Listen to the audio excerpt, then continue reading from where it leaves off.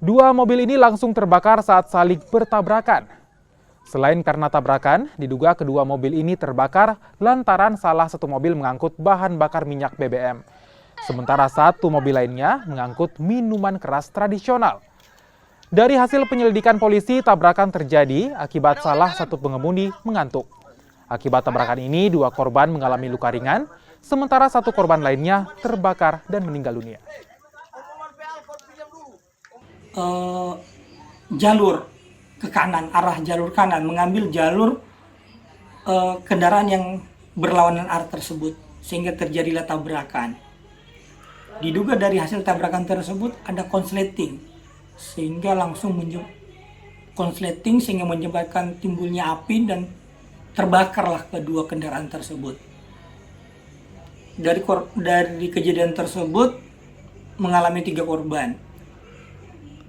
Di antaranya 2 korban ini hanya mengalami luka lecet, sementara salah satu sopirnya mengalami luka bakar. Yang mengalami luka bakar langsung diarahkan ke puskesmas terdekat, yaitu di Puskesmas Buntak. Selang 30 menit, petugas medis yang ada di Puskesmas Buntak merujuk pasien tersebut ke Rumah Sakit Umum Ampana.